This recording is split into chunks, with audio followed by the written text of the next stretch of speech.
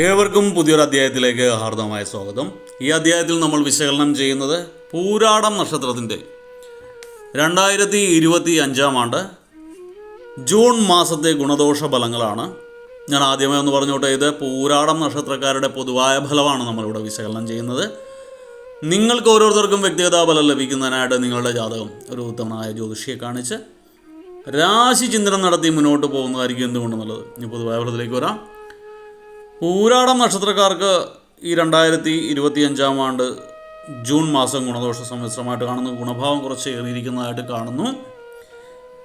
നിങ്ങൾക്ക് പൊതുരംഗത്ത് ഉയർച്ച കാണുന്നത് കൊണ്ട് രാഷ്ട്രീയമായിട്ട് ബന്ധപ്പെട്ട് ജോലി ചെയ്യുന്നവർക്ക് ഗുണകരമാണ്. രാഷ്ട്രീയക്കാർക്കൊക്കെ വളരെ നല്ല സമയമാണ്.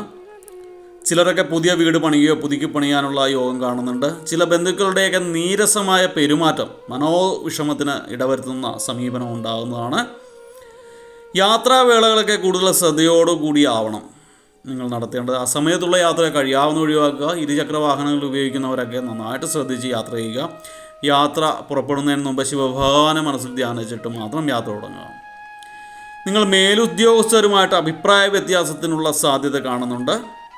നിങ്ങൾ അപവാദങ്ങൾ കേൾക്കാനായിട്ട് ഇടയുണ്ട്. നിങ്ങളുടെ പ്രയത്നങ്ങൾക്കൊക്കെ ബലം കൂടുതലായിട്ട് ഉണ്ടാവുന്ന സമയമാണ്. നിങ്ങൾ അമിതാവേശങ്ങൾ ഒഴിവാക്കണം. അമിതാവേശം അബദ്ധങ്ങൾക്ക് വഴിയൊരുക്കാനുള്ള സാഹചര്യമുണ്ട്. ഞാൻ വീണ്ടും എടുത്തു പറയുന്നു, വാഹന ഉപയോഗം വളരെ സൂക്ഷ്മതയോടുകൂടിയാണ്. ചിലർക്കൊക്കെ അപകടങ്ങൾ ഉണ്ടാകാനുള്ള സാധ്യത കൂടുതലായിട്ട് കാണുന്നുണ്ട്. ഔദ്യോഗിക പദവി ഉയർച്ച കാണുന്ന സമയമാണ്. അതുകൊണ്ട് ഉദ്യോഗസ്ഥർക്കൊക്കെ വളരെ ഗുണകരമായ സമയമാണ്.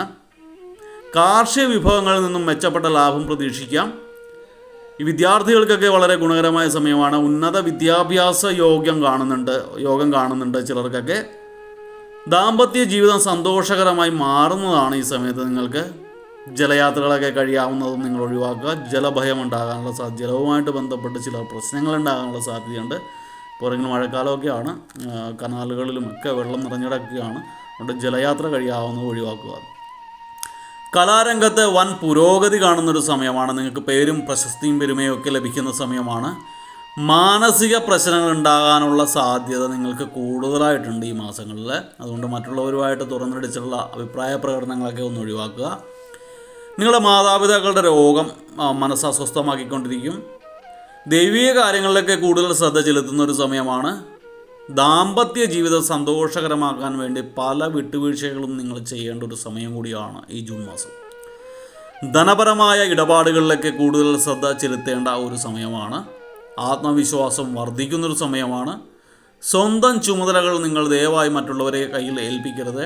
അത് ഗുണത്തേക്കാളേറെ നിങ്ങൾക്ക് ദോഷമായി ഭവിക്കുന്നതാണ്. കുറച്ച് സമയം കൂടുതലെടുത്താലും സ്വന്തം ജോലികളൊക്കെ ചെയ്ത് തീർത്തിട്ട് പോകുന്നതായിരിക്കും നല്ലത്. അശുഭ ചിന്തകൾ ഒഴിവാക്കുന്നതായിരിക്കും നിങ്ങൾക്ക് ഈ മാസം നല്ലത്. അത് അശുഭചിന്ത കൊണ്ട് നടക്കുന്ന ഗുണത്തെ ദോഷമായി ഭവിക്കുന്നതാണ്. നിങ്ങൾ പല കാര്യങ്ങളിലും അതിൻ്റെ ഒരു പ്രഭാവം ഉണ്ടാകുന്നതാണ്. അതുകൊണ്ട് അത് പാടെ ഉപേക്ഷിക്കുക. ഭാര്യയുടെ രോഗം, ദമ്പതിഭാഗത്തിൽ ഭാര്യയുടെ രോഗം മനസ്സിന് വിഷമുണ്ടാക്കാനുള്ള ഒരു അവസ്ഥ ഉണ്ടാകുന്നതാണ്. അതുകൊണ്ട് തന്നെ പൂരാടം നക്ഷത്രക്കാരുടെ ഭാര്യമാർക്ക് രോഗം ഉണ്ടാകും, കലശലാകും. അത് തന്മൂലം ചില മനോവിഷമം ഉണ്ടാക്കാനുള്ള സാധ്യതയുണ്ട്. നിങ്ങൾ മറ്റുള്ളവരുടെ എതിർപ്പിനെയൊക്കെ അവഗണിക്കുന്ന ഒരു സമയമാണ്. നിങ്ങൾ പല കാര്യങ്ങളിലും നിങ്ങളുടെ സ്വന്തം ഇഷ്ടപ്രകാരം മുന്നോട്ട് പോകുന്നതാണ്. ഇത്രയൊക്കെയാണ് നിങ്ങളുടെ ഈ മാസത്തെ ഫലങ്ങൾ. ഇതിൽ ഈ ഗുണഫലങ്ങളുടെ മാറ്റൊന്ന് കൂട്ടിക്കിട്ടാനും ദോഷഫലങ്ങളുടെ കാഠിന്യം കുറയ്ക്കാനുമായിട്ട് നിങ്ങൾ വിഘ്നേശ്വര ഭഗവാനെ വെള്ളിയാഴ്ചകൾ സ്തുതിക്കുന്നതാണ്. വിഘ്നേശ്വര ഭഗവാന്റെ ക്ഷേത്രം വെള്ളിയാഴ്ചകൾ ദർശിക്കുക. ഭഗവാന് വേണ്ട വഴിപാടുകളൊക്കെ ചെയ്ത് മുന്നോട്ട് പോയി കഴിഞ്ഞാൽ വിഘ്നേശ്വര ഭഗവാന്റെ കാരുണ്യത്താൽ എല്ലാ ദോഷങ്ങളും മാറിക്കിട്ടുന്നതാണ്. എല്ലാവർക്കും ഭഗവാന്റെ അനുഗ്രഹത്താൽ നല്ലൊരു സമയം ഉണ്ടാകട്ടെ എന്ന് ആശംസിച്ചുകൊണ്ട് പ്രാർത്ഥിച്ചുകൊണ്ട് നിർത്തുന്നു. വീഡിയോ ഇഷ്ടപ്പെട്ടാൽ ലൈക്ക് ചെയ്യുക. തുടർന്നുള്ള മാസങ്ങളിലെ വീഡിയോ കൃത്യമായി ലഭിക്കുന്നതിനായിട്ട് ചാനൽ സബ്സ്ക്രൈബ് ചെയ്തിട്ടില്ലെങ്കിൽ സബ്സ്ക്രൈബ് ചെയ്യുക. ഒരിക്കൽ കൂടി നന്ദി പറഞ്ഞുകൊണ്ട് നിർത്തുന്നു. നന്ദി, നമസ്കാരം.